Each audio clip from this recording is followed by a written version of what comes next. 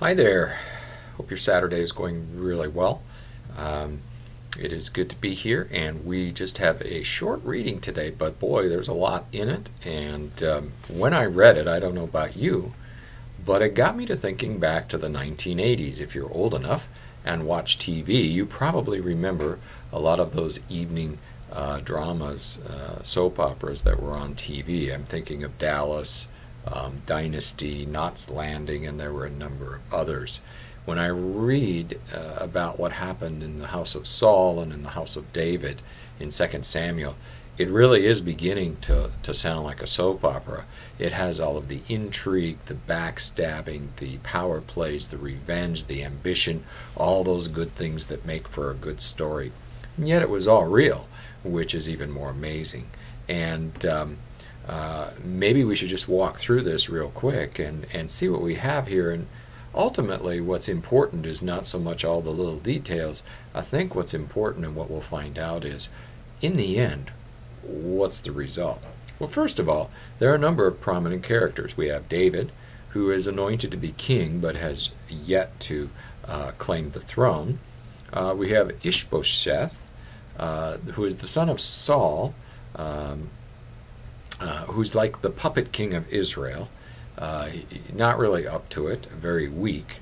We have Abner, who is the man behind Ishbosheth, who is actually the kingmaker. He's the ambitious leader who really is running things behind the scenes. We have Michal, who is the former wife of David, and now married to Paltiel, but now David wants her back. We have Joab, who's a commander under David. He ultimately kills Abner, and he does it in revenge for the death of Asahel, Joab's brother. We have Baanah and Rechab, who are two of Saul's old captains, who, in a moment of decision, without thinking, for whatever purpose, take revenge and murder Ishbosheth, seeking to ingratiate themselves to David. And then we have Mephibosheth, who ultimately is the crippled son of Jonathan, and we get this little account of how he became crippled.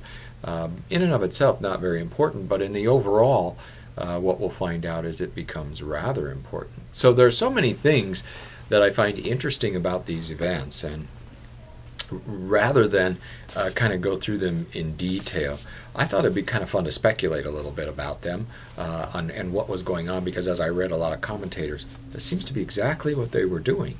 And I just found that interesting, because other than what's written in the text, everything else really is a matter of speculation at this point. It's hard to know motives and things from behind the scenes. The compiler of Samuel, who put all of these accounts together, doesn't give us anything more to go on.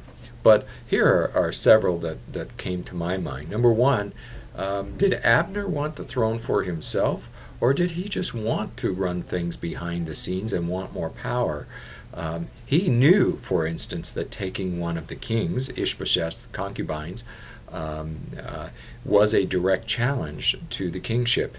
Ishbosheth, at that point, really, to save face, was backed into a corner and had really no alternative but to confront Abner on this, and ultimately we see what happens. Abner decides to defect over to David. Another question that came to mind that we could speculate about is, did David really have a hand in manipulating these events? Because as we'll see at the end, he's the one who really benefits from everything.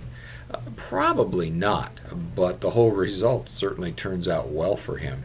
And we'd have to say that David's lament following the death of Abner probably speaks against him orchestrating the events, but we'll never know for sure. Another one is these two brothers who are trying to ingratiate themselves to David. Did they have a score to settle with Saul's household that made them act so impetuously? Or were they really planning this out and thinking this was going to put them in David's good graces? But either way, the result was a very stupid move on their part. Another thing that occurred to me, and as a guy probably you might be saying, wow, what a surprise, was how did Michal feel about all of this? First, she's married to David while under Saul's leadership and kingship. David leaves, heads off. By now he's got other wives, and so she ends up marrying a man named Paltiel. Now all of a sudden David's back in the picture, and as part of the spoils of war, he wants to make a deal. He wants Michal back, and of course, you know, we never really hear how she feels about it. We do know Paltiel was basically crying as they were bringing Michal along with all the other spoils, and Abner finally told him, "Get back to your house." But it's just a part of this Old Testament society, this patriarchal society, that women were treated almost more as property and spoils of war than as people. And you know, the ultimate question that goes along with this was, so did David really remember and love her that much? He already has several wives. Or was it just a public way for him to show and declare his kingship and his victory over the household of the defeated king? Again, we'll probably never really know. Anyway, ultimately, as I was speculating on some of these things, the final result of all of this is that David now has a clear path to take over control and kingship of all of Israel.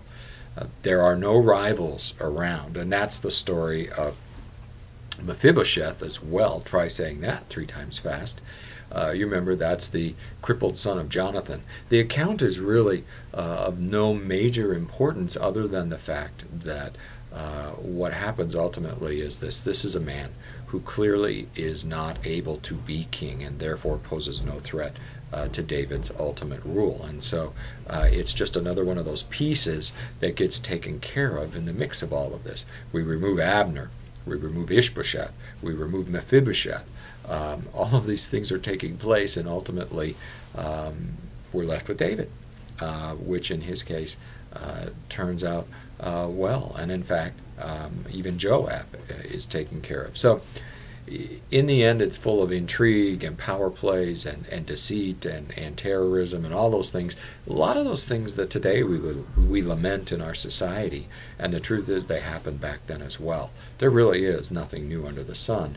But it certainly shows 2 things. Number one, God will work even through the evil of his people to accomplish his will. And number 2, the light of Jesus Christ and his gracious love still needs to shine. Even as it did in David's day, it still needs to shine today. There's a lot of darkness out there. And so that becomes our job as children of God. And so I pray today that in the midst of whatever goes on in your life, hopefully it's not a soap opera, but hopefully the light of Christ shines through you to wherever God leads you today. Have a great day. We'll talk to you again soon.